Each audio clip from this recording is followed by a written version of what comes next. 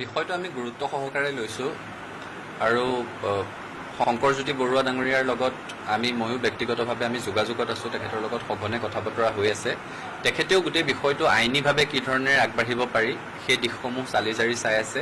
আমি গুৰুত্ব সহকাৰে লৈছোঁ আৰু সংগঠনৰ মজিয়াটো আমি বিষয়টো গুৰুত্ব সহকাৰে আলোচনা কৰিম। যুৱতীগৰাকীৰ লগত কোনো কথা হোৱা নাই। শংকৰজ্যোতি বৰুৱা ডাঙৰীয়াৰ বিৰুদ্ধে তেখেতে অভিযোগ উত্থাপন কৰিছে। শংকৰজ্যোতি বৰুৱা ডাঙৰীয়াৰ সৈতে আমি যোগাযোগত আছোঁ, তেখেতৰ সৈতে কথা বতৰা পাতিছোঁ আৰু যিহেতু তেখেত ইতিমধ্যে এখন FIR দিয়া বুলি আমি শুনিছোঁ, সংবাদ মাধ্যমত বাতৰিও পৰিৱেশিত হৈছে।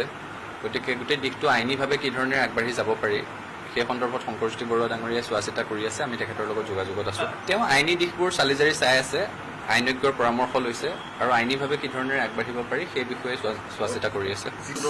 তেওঁ গোটেই বিষয়টো এতিয়া আইনৰ মজিয়ালৈ গুচি গৈছে।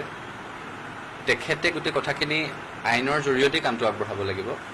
শংকৰজ্যোতি বৰুৱা ডাঙৰীয়াৰ সৈতে আমি কথা বতৰা পাতি আছোঁ আৰু যিহেতু ইতিমধ্যে গোচৰ ৰুজু হৈছে, সংবাদ মাধ্যমত বাতৰি পৰিৱেশিত হৈছে যে FIR দিছে, গতিকে আইনী দিশটো আৰম্ভ হৈ যোৱাৰ লগে লগে আইনৰ কথা বতৰাবিলাকতো আদালতত ক'ব লাগিব। গোটেই কথা বতৰাবিলাকৰ উত্তৰ আদালতত দিব লগাও হ'ব।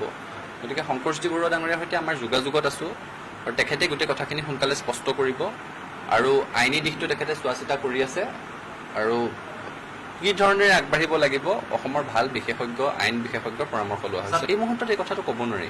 এই মুহূৰ্তত একেবাৰে এটা গোটেই কথাটো আইনৰ মজিয়ালৈ গুচি গ'লগৈ।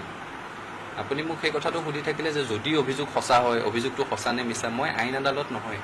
মই আপোনাক বাৰে বাৰে কৈ আছোঁ, শংকৰজ্যোতি বৰুৱা ডাঙৰীয়াৰ সৈতে যোগাযোগত আছোঁ, তেখেতৰ সৈতে কথা বতৰা হৈ আছে আৰু আইনীভাৱে কি ধৰণে কথাটোত আগবাঢ়িব পাৰি সেইটো দিশ আমি চিন্তা চৰ্চা কৰি আছোঁ। মই আছুৰ সভাপতিয়ে বক্তব্য ৰাখি আছোঁ আপোনালোকৰ সন্মুখত। মই যি বক্তব্য ৰাখি আছোঁ সেইটোৱে আছুৰ ফালৰ পৰা বক্তব্য। মই কৈছোঁ আপোনাক যে আমি বিষয়টো গুৰুত্ব সহকাৰে লৈছোঁ আৰু সংগঠনৰ মজিয়াটো আমি বিষয়টো গুৰুত্ব সহকাৰে আলোচনা কৰিম। তেওঁৰ সৈতে মোৰ যোগাযোগ হোৱা নাই। আৰু প্ৰথম কথা হৈছে, ছাত্ৰ সংগঠনটোৰ সভাপতি হিচাপে আপুনি যিটো কৈছে প্ৰতিগৰাকী সদস্যৰ সৈতে যোগাযোগ ৰখাটো কৰ্তব্য। ছাত্ৰ সন্থাৰ সদস্য সংখ্যাটো আপুনি জানে, প্ৰতিগৰাকী সদস্যৰ সৈতে যোগাযোগ ৰখাটো মোৰ পক্ষে সম্ভৱপৰ নহয়। কিন্তু দ্বিতীয় কথাটো হৈছে, ছাত্ৰ সন্থাৰ সভাপতি হিচাপে মই আপোনালোকৰ আগত বক্তব্য ৰাখি আছোঁ। আমাৰ সংগঠনটো গণতান্ত্ৰিক চিন্তা চেতনাৰে পৰিচালিত এটা সংগঠন। মই কৈছোঁ যে বিষয়টো আমি গুৰুত্ব সহকাৰে লৈছোঁ, সংগঠনৰ মজিয়াত গুৰুত্ব সহকাৰে আলোচনা হ'ব। শংকৰজ্যোতি বৰুৱা ডাঙৰীয়া সদৌ অসম ছাত্ৰ সন্থাৰ সাধাৰণ সম্পাদক, গতিকে মই সভাপতি হিচাপে আৰু এনেও ব্যক্তিগতভাৱে তেওঁৰ লগত মই যোগাযোগত আছোঁ। তেওঁ আইনী দিশসমূহ চোৱা চিতা কৰি আছে। তেওঁ আপোনালোকৰ আগত বিষয়সমূহ সময়ত স্পষ্ট কৰিব।